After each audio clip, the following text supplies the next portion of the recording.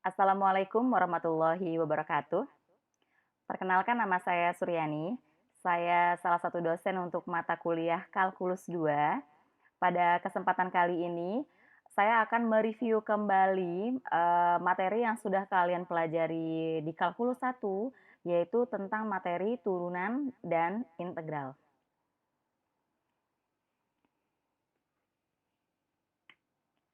Nah, di sini, kenapa saya, membahas kembali mengenai bab turunan dan integral, karena nantinya ketika kita membahas kalkulus 2, itu yang akan kita bahas itu adalah tentang turunan dan integral. Jadi kalau dasar tentang turunan dan integral ini kalian sudah paham, maka nantinya ketika belajar kalkulus 2 ini akan sangat mudah sekali, ya. Nah, ini adalah definisi turunan yang sudah kalian pelajari di kalkulus 1. Biasanya sih saya menggunakan definisi yang ini. Jadi kalau turunan pertama itu ada, kalau limitnya ini ada. Jadi kalau limitnya ini nggak ada, berarti turunan pertamanya tidak ada. Dan fungsi f itu terdiferensialkan di C kalau nilai limitnya ada. Paham ya? Oke. Nah, notasi turunan itu ada banyak, jadi kalian jangan bingung. Beberapa buku ada yang menuliskan turunan pertama itu dengan dy per dx, atau y-nya dia taruh di sebelah kanan, atau pakai notasi derivatif. Ini artinya turunan pertama fungsi y terhadap variabel x. Y aksen juga notasi dari turunan pertama ya. Kemudian f aksen x, d per dx dari fx. Gitu. Nah, aturan derivatif ini yang sudah kalian pelajari, yang pertama itu adalah aturan fungsi konstanta. Artinya, kalau saya punya fx sama dengan k, maka turunan pertamanya udah pasti 0. Gitu. Kalau turunan dari x, 1. Turunan dari ada pangkatnya, berarti n x pangkat n min 1. Aturan kelipatan konstanta itu, misalkan di depannya itu ada suatu konstanta. Nah, konstantanya itu tinggal ditulis ulang, kemudian kalian cari turunan pertama dari fungsi fx-nya. Aturan jumlah dan selisih itu mengatakan, kalau kalian mau mencari turunan pertama dari fx plus minus gx, kalian boleh turunkan dari masing-masing fungsinya. Kemudian hasilnya baru ditambah atau dikurang. Nah, hati-hati kalau untuk aturan hasil kali. Karena untuk aturan hasil kali ini, turunan dari fx kali gx itu, masih ingat nggak? U aksen V plus UV aksen, gitu ya. Jadi, ini adalah U aksen V ditambah UV aksen, ya. Kemudian begitu juga dengan aturan hasil bagi, itu rumusnya adalah U aksen V dikurangin UV aksen dibagi V kuadrat. Nah, kalau zaman kalian sekolah menengah atas, itu kan kalian bahasanya pakai U sama V. Ya, makanya saya tetap mengaplikasinya seperti itu. Nah, kemudian yang kedelapan ada aturan rantai. Jadi aturan rantai itu kalau misalkan saya punya Y sama dengan FU, sedangkan U-nya adalah fungsi dalam X, maka G itu terdiferensialkan di X. Maksud saya, kalau G itu terdiferensialkan di X dan F-nya terdiferensialkan di U, maka kalian mencari daya per dx-nya itu pakai aturan rantai. Jadi daya per dx sama dengan dy per du dikali du per dx. Paham ya sampai di sini? Oke.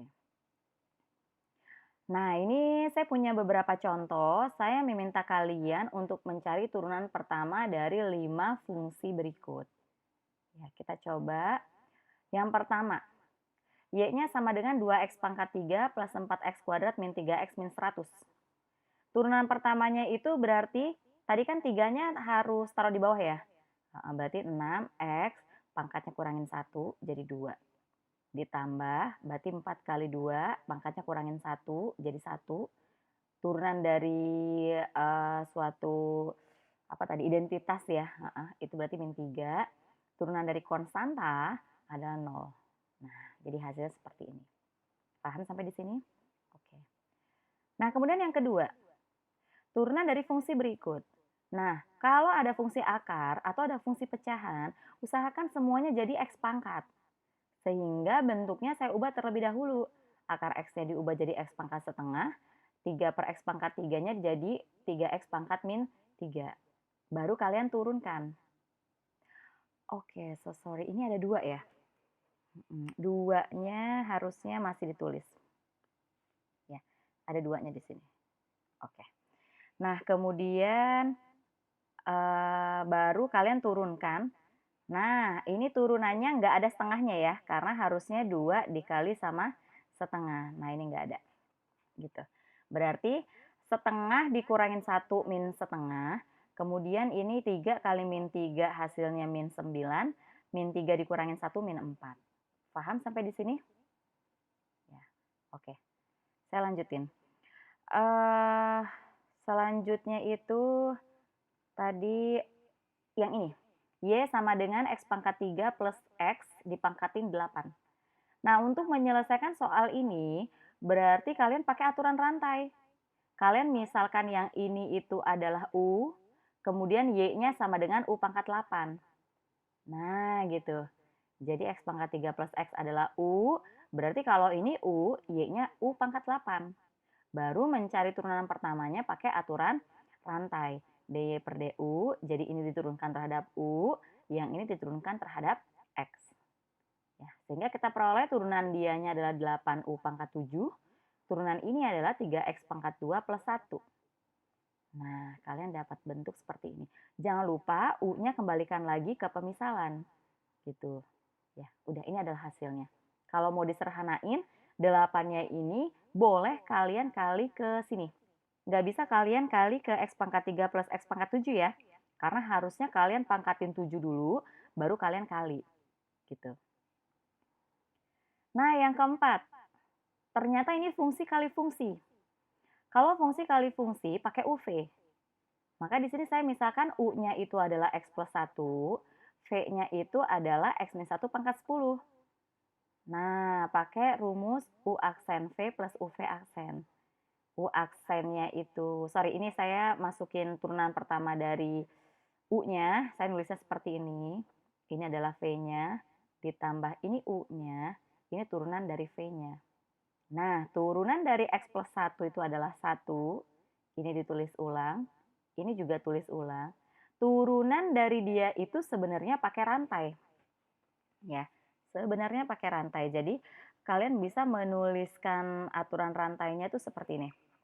Jadi, kalau mau mencari V aksen, itu adalah turunan dari X min 1 pangkat 10 dikali turunan dari, oh sorry, ini saya udah nulis ya. Oke, nggak jadi. Jadi kalau turunan dari X min 1 pangkat 10 itu pakai rantai. Pangkatnya dulu kalian turunkan, 10 dikali X min 1 pangkat 9 dikali turunan dari dia. Nah, itu adalah turunan rantai. Ya. Sehingga nantinya kita akan peroleh bentuk yang seperti ini. Karena turunan dari X min 1-nya adalah 1. Ini bisa kamu sederhanakan lagi, hasilnya seperti ini. Paham sampai di sini? Oke. Saya lanjutkan yang nomor 5. Nah, kalau yang nomor 5 ini berarti kan kamu pakainya, sorry, ini adalah apa per apa gitu ya. Berarti pakainya U per V. Nah, U-nya yang atas, B-nya yang bawah. Gitu. Ya, sorry, ini UV-nya bukan dia ya. UV-nya bukan ini. UV-nya itu harusnya U-nya adalah X kuadrat min 1, V-nya itu adalah X pangkat 3 tambah X. Tapi perhitungan di sini udah benar kok. Oke. Nah, kemudian U aksennya itu berarti turunan pertama dari ini. Kemudian V-nya kamu tulis ulang, ditambah U-nya itu yang ini, dikali V aksennya itu berarti turunan pertama dari dia. Nah, turunan pertama dari X kuadrat min 1 itu adalah 2X. Ini tulis ulang, dia tulis ulang. Turunan pertama dari X pangkat 3 plus X itu adalah 3X kuadrat plus 1 ya. Gitu. Jadi kita peroleh bentuk seperti itu. Kalian sederhanakan atau nggak disederhanakan nggak masalah sih. Ya. Oke. Nah, bagaimana kalau turunan fungsi trigonometri? Nah, fungsi trigonometri itu sin cos tangen dan teman-temannya, gitu. Nah, turunannya ada berapa rumus nih? Ini harusnya 1, 2, 3, 4, 5, 6 ya. Heeh. Turunan dari sin adalah cos, turunan cos adalah sin, turunan tangen X sekan kuadran X, begitu seterusnya. Ya, ini semua sudah kalian pelajari di kalkulus 1. Nah, saya langsung kasih contoh 2 soal aja ya. Jadi turunan pertama dari ini berapa? Yang pertama, turunan dari 2 sin 2x itu pakai aturan rantai. Turunan dari cos 3 cos 5x ini juga pakai aturan rantai. Nah, makanya saya tulis seperti ini. Turunan dari sin itu adalah cos. Ingat, turunan itu nggak boleh berubah sudutnya. Jadi kalau di sini 2x, di cos juga tetap 2x. Paham ya? Berarti 2 cos 2x. Kemudian turunan dari sudutnya. Sudut dari sinnya kan tadi 2x. Nah, itu juga diturunkan. Ya. Ditambah 3 kali turunan dari cos itu adalah min sin. Sudutnya sama persis. Ini 5x, di sini juga 5x. Dikali turunan dari sudutnya. Gitu. Nah, baru kalian kerjain. Turunan dari 2x itu adalah 2, turunan dari 5x adalah 5. Sisanya ditulis ulang. Nah, 2 jangan dikalikan sama 2x. Karena cos 2x ini satu kesatuan. Jadi 2 ini kamu bisa ngalikannya dengan yang di depan. Berarti 4 cos 2x dikurangin, 3-nya kali sama 15. 15 kali sin 5x. Gitu. Paham ya sampai di sini? Oke. Saya lanjutkan untuk yang nomor 2. Kalau kalian menggunakan aturan rantai, maka tadi soalnya sin kuadrat x ya. Makanya aturan rantainya itu ada 3 kali. Ya. Yang pertama, kalian turunkan dulu pangkatnya, turunkan fungsi trigonometrinya, turunkan sudutnya. Nah, berarti karena ini sin kuadrat x, maka turunan seolah-olah tuh kayak turunan x kuadrat. Turunan x kuadrat kan 2x. Tapi x kalian itu adalah sin x. Gitu. Makanya yang ini turunannya adalah 2 sin x. Turunan dari sin itu adalah cos. Turunan dari x itu adalah 1. Paham sampai di sini? Oke. Nah, kamu harus ingat kalau rumus dari 2 sin x itu adalah sin 2x. Bagaimana dengan turunan fungsi eksponensial? Eksponensial itu yang E pangkat, A pangkat, nah itu eksponensial. Jadi rumus turunan fungsi eksponensial itu adalah seperti ini. Kalau Y-nya sama dengan E pangkat Ft, misalkan saya ambil variabel bebasnya adalah T, maka turunan pertama dari dy per dt itu adalah df per dt dikali E pangkat Ft. Kemudian kalau Y-nya sama dengan B pangkat Ft, dengan B-nya itu adalah bilangan bulat ya. B-nya itu adalah bilangan bulat. Bulat positif ya, bulat positif. Nah, nanti turunan pertamanya itu terhadap variabel T itu adalah df per dt dikali B dipangkatin Ft ln B. Jadi ada ketambahan ln B. Di sini sebenarnya ada kali ln E. Cuman ln E itu hasilnya 1. Nah, makanya tidak saya tulis ya. Di sini saya memberikan 2 contoh soal ya, tentukan turunan pertama dari ini dan ini. Yang pertama tadi kan soalnya ini ya, karena bentuknya itu adalah U per V, maka saya misalkan U-nya E pangkat X kuadrat, sehingga saya punya DU per DX-nya 2X E pangkat X kuadrat. Dapat dari mana nih Bu?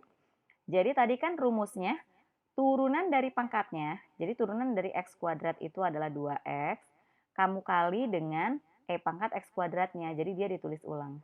Gitu. Kemudian V-nya adalah X, berarti turunan dari X itu adalah 1. Ya.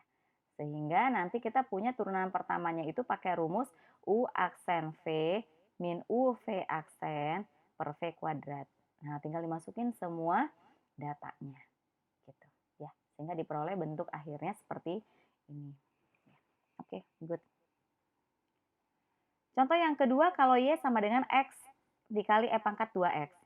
Nah, berarti karena ini fungsi dikali fungsi, maka nanti ada yang saya misalkan U, ada yang saya misalkan V. Baru kalian cari DU per DX-nya, kalian cari DV per DX-nya. Nah, DV per DX-nya ini berarti turunan dari fungsi eksponensial. Turunan pangkatnya itu 2 dikali dia ditulis ulang. Gitu. Itu cara simpelnya ya. Nah, sehingga kita peroleh daya per dx-nya itu pakai U aksen V ditambah UV aksen. Ya, sehingga diperoleh bentuk yang seperti ini. Gitu, ya. Kemudian yang ketiga tentang turunan fungsi logaritma. Logaritma itu berarti ada log atau len. Ya. Jadi kalau Y sama dengan len Ft, maka turunan pertamanya itu adalah turunan dari numerusnya, ini numerusnya ya, dibagi sama numerusnya. Gitu. Yang kedua, kalau turunan dari ini, kalau kalian tidak familiar dengan cara penulisan yang seperti itu maksudnya adalah seperti ini. Jadi sama aja kalau kalian nulis B log Ft. Paham ya? Jadi penulisan ini sama saja kalau kalian menulis seperti ini. Gitu. Kemudian, wait, ini saya belum selesai ya. Jadi yang ini, kalau B log Ft nulis turunan pertamanya itu adalah turunan dari numerusnya, dibagi numerusnya, dikali seperlen B. Jadi ketambahan seperlen B. Ya. Nah, saya akan memberikan 2 contoh ya di sini ya. Tentukan turunan pertama dari ini dan ini. Nah, yang pertama numerus kita itu adalah ini. Kalau kalian mau mencari turunan pertamanya, maka kalian cari dulu turunan dari numerusnya. Turunan dari X pangkat 3 plus 3X min 4. Nah, turunannya adalah 3X kuadrat plus 3. Kalian bagi lagi sama si dia. Ini adalah turunan pertamanya. Yang kedua, turunan dari 2 log 3X plus 1. Nah, berarti turunan dari 3X plus 1 itu 3, dibagi dia ditulis ulang, dikali seperlen 2. Kalian menjawab seperti ini saja sudah benar, tapi kalau kalian mau pakai kalkulatornya ya boleh. Jadi hitung lagi len 2 itu berapa, gitu ya. Turunan fungsi implisit. Jadi contoh fungsi implisit itu seperti ini.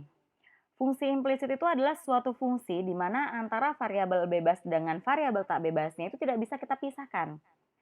Kalau fungsi eksplisit, maka nanti yang variabel bukan variabelnya ya. Jadi variabel bebas sama variabel tak bebasnya itu dia terpisah. Jadi bentuknya Y sama dengan berapanya si X.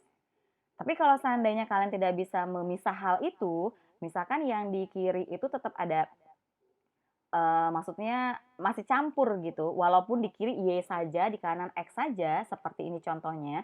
Nah, ini tetap kita katakan fungsi implisit. Paham ya?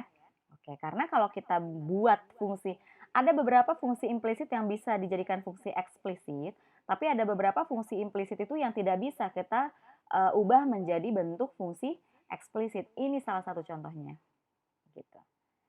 Nah, bagaimana cara menentukan turunan pertama dari fungsi implisit ini? Gitu. Ya. Yang pertama, kalau bentuknya ada fungsi X sama Y, maka kita sudah ada suatu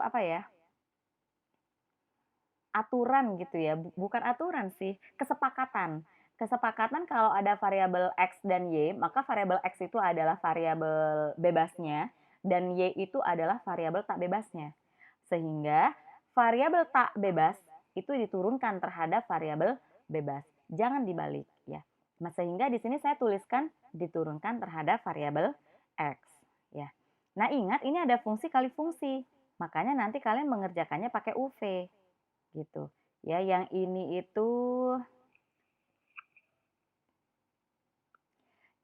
adalah U-nya, ini adalah V-nya. Berarti U aksen V plus UV aksen gitu. Ini harusnya plus ya. Ini harusnya plus. U aksen V plus UV aksen. U aksennya 8X, V-nya Y, ditambah U-nya 4X kuadrat, V aksennya itu adalah 1. Tapi ingat, karena ini diturunkan terhadap variabel X, maka setiap kali kalian menurunkan variabel Y-nya, harus kalian cantumkan dy per dx. Gitu. Dikurangin 3Y. Nah, turunan 3Y itu adalah 3. Tapi karena tadi kita menurunkannya terhadap variabel X, bukan terhadap variabel Y, maka kalian tambahin dy per dx. Paham ya sampai di sini?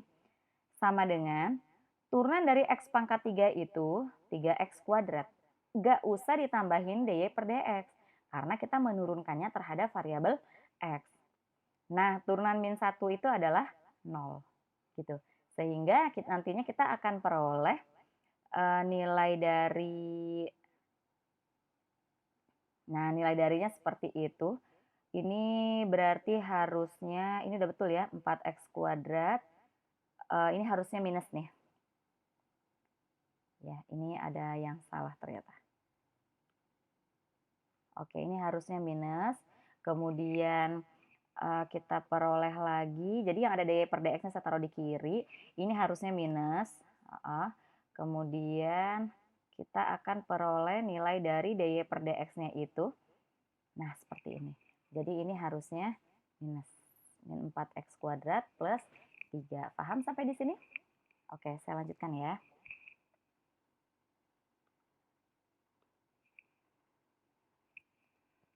Turunan fungsi parametrik.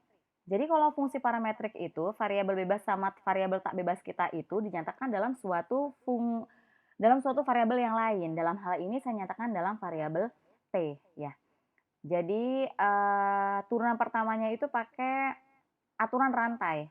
Jadi dy per dx itu sama dengan dy per dt dikali dt per dx. Atau bisa kalian tulis seperti ini. Jadi contohnya kalian punya x T dan YT, tapi yang ditanyain dy per dx. Maka kalian harus mencari dulu dx per dt-nya, kalian cari dy per dt-nya. Nah, sehingga kita akan menggunakan rumus ini, rantai ya. Atau rumus ini bisa diubah menjadi seperti ini. Gitu. Sehingga hasilnya 2 dibagi 9t kuadrat plus 2. Nah, ini yang disebut dengan turunan fungsi parametrik ya. Kemudian saya masuk ke integral. Nah, ini adalah aturan integral yang selama ini kita ketahui. Jadi integral dari suatu konstanta itu adalah kx plus c. Integral x pangkat n dx itu adalah 1/n plus 1 dikali x pangkat n plus 1 plus c. Kemudian integral dari k ux dx itu adalah k dikali integral ux dx. Ini sama sih, 3 sama 4 mirip seperti turunan. Jadi kalian kalau ada konstantanya dikeluarkan. Kalau tambah atau kurang itu kalian kerjakan integralnya masing-masing. Kemudian hasilnya ditambah atau dikurang. Nah, mungkin ini nih aturan substitusi sama aturan parsial. Kalau ada soal nanti saya akan menjelaskan ke kalian ya. Nah, yang nomor 7 ini adalah integral spesial.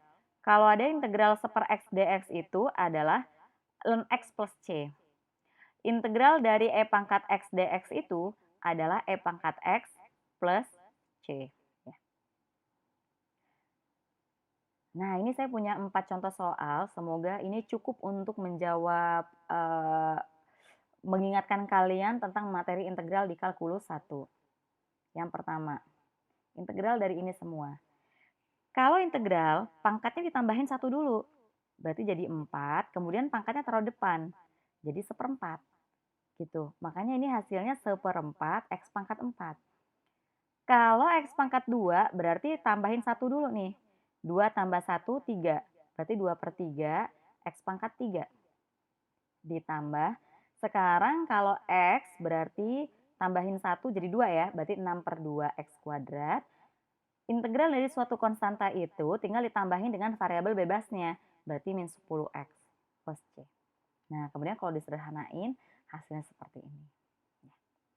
Nah, yang nomor 2, kalau kita lihat contoh soalnya, di sini bentuknya masih ada perkalian fungsi. Tapi bentuk ini masih kita ubah. Masih bisa kita ubah menjadi bentuk tidak ada perkaliannya gitu. Nah, kita ubah seperti ini. Kalau bentuknya seperti ini, berarti integralnya kan mirip dengan yang soal nomor 1 ya. Ya. Jadi 2/3 x pangkat 3 ditambah setengah x kuadrat min, kalau integral dari konstanta tinggal ditambahin variabel bebasnya ya. Nah, untuk yang nomor 3, ini kita udah mulai masuk pada aturan substitusi. Nah, kalau substitusi itu kalian harus ada yang dimisalin U. Nah, yang dimisalkan U itu adalah dalam hal ini ya, mungkin nanti dalam hal yang lain berbeda, itu adalah yang ini, 4x pangkat 5 min 1. Itu adalah U-nya. Kemudian kamu cari DU per DX-nya. DU per DX-nya adalah 20x pangkat 4, turunan pertamanya ya. Turunan dari min 1 adalah 0, nggak saya tulis. Kemudian kalian cari DX sama dengan. Ternyata DX sama dengannya itu DU per 20x pangkat 4. Nah, kalau sudah kalian misalkan seperti ini, maka semua integral yang ditanyakan itu harus dinyatakan dalam variabel U. Sehingga tadi yang ini adalah U pangkat 3, dx-nya kalian ubah dengan du per 20x pangkat 4. Nah, x pangkat 4-nya bisa dicoret ya. Ya, jadi setengah, 10 bagi 20. Setengah U pangkat 3 du. Nah, ini semua variabelnya sudah dalam variabel U. Berarti kalian tinggal mengintegralkan identik dengan integral x pangkat 3 dx gitu. Sehingga diperoleh setengah dikali seperempat ya, karena 3 tambahin 1 dulu, U pangkat 4 plus C.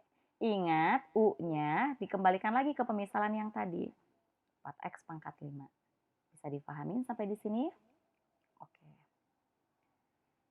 Nah, yang nomor 4 ini adalah salah satu contoh soal yang dikerjakan dengan aturan parsial. Nah, aturan parsial ini harus ada yang dimisalkan U, harus ada yang dimisalkan dv. Yang dimisalkan U itu adalah suatu fungsi yang kalau kita turunkan terus-menerus itu berpotensi nilainya 0. Itu yang pertama. Tapi untuk fungsi yang lain bisa jadi tidak seperti ini kondisinya. Paham ya? Oke, itu salah satu tipsnya. Nah, kemudian kalian cari du per dx-nya 1, kemudian nyatakan dx sama dengan du.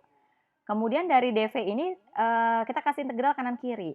Integral dari dv adalah v, integral dari ini adalah, oke, integral dari eksponensial itu kalau pangkatnya linier, maka koefisien x-nya itu kalian taruh di depan tapi jadi sepernya.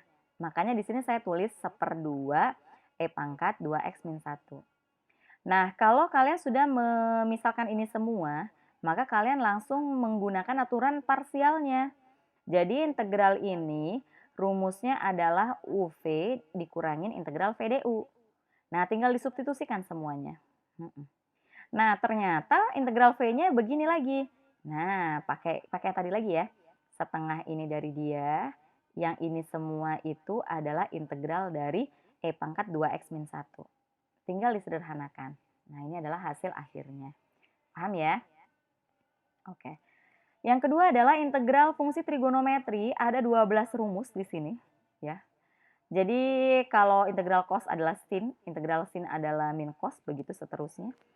Dan perlu diketahui kalau di sini saya punya, oke, maaf, ini harusnya bukan dx, tapi bx. Integral a sin bx gitu ya, dx. Itu hasilnya adalah min a per b.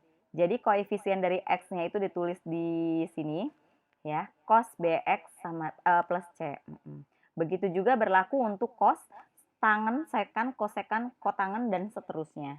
Ya, jadi rumus ini berlaku untuk semua fungsi ya. Nah, contohnya saya berikan 3 contoh di sini. Hitunglah integral dari ini dan itu. Yang pertama, integral dari sin x per cos kuadrat x. Intinya kalau kalian mengerjakan integral dari fungsi trigonometri, kadang fungsinya itu harus disederhanakan terlebih dahulu. Nah, ini adalah salah satu contoh yang fungsinya kalian sederhanakan dulu. Gitu. Karena cos kuadrat x itu berarti adalah cos x kali cos x ya.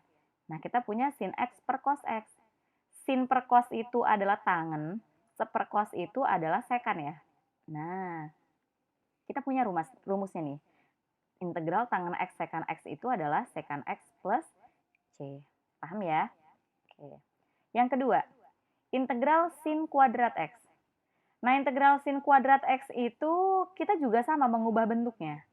Nah, mengubah bentuk dari sini ke sini, kalian harus ingat rumus dari ini. Cos 2x itu salah satu rumusnya adalah 1 min 2 sin kuadrat X.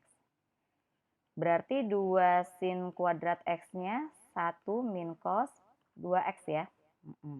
Sehingga kita punya sin kuadrat X-nya itu 1 min cos 2x dibagi sama 2. Nah, kita punya rumus ini. Sehingga bentuk sin kuadrat X ini saya ubah bentuknya menjadi 1 min cos 2x dibagi 2. Paham ya? Oke. Kemudian saya pecah. Nah, boleh kan dia dituliskan setengah dikurangin setengah cos 2x. Kemudian integralin sendiri-sendiri. Integral dari setengah itu berapa? Integral dari setengah cos 2x itu berapa? Integral dari setengah itu adalah setengah x. Integral dari setengah cos 2x, ini ada 2-nya, berarti dia taruhnya di sini. Gitu. Sudutnya sama, jangan diubah. Jadi sama-sama 2x. Ya. Nah, sehingga kalau disederhanakan, kita peroleh bentuknya yang seperti itu. Paham sampai di sini? Oke, saya lanjutkan ya. Yang ketiga, integral dari x cos 1 plus x kuadrat. Nah, ini contoh dari integral substitusi. Jadi sebenarnya kalian harus mengetahui kapan kalian menggunakan aturan substitusi, kapan kalian menggunakan aturan parsial, ya. Nah, ini yang substitusi. Yang kita misalkan adalah sudutnya. Kemudian kalian cari du per dx-nya. Kemudian nyatakan dx sama dengan. Nah, sehingga bentuk ini kita nyatakan dalam bentuk u. Ini x-nya dicoret jadi setengah. Integral setengah dari cos u adalah sin u ya. Sin u plus c. Jangan lupa u-nya dikembalikan lagi di seperti di pemisalan. Ini kurang nih saya. Kurang apa? Plus c. Wajib banget plus c-nya itu ada ya. Oke. Saya lanjutkan. Oke, ternyata udah selesai. Oke, demikian apa yang dapat saya sampaikan pada kesempatan kali ini. Jika ada hal-hal yang belum kalian pahami dari penjelasan dari saya, silakan kalian diskusikan dengan dosen kalian masing-masing ya. Semoga bermanfaat. Sekian dari saya. Wassalamualaikum warahmatullahi wabarakatuh.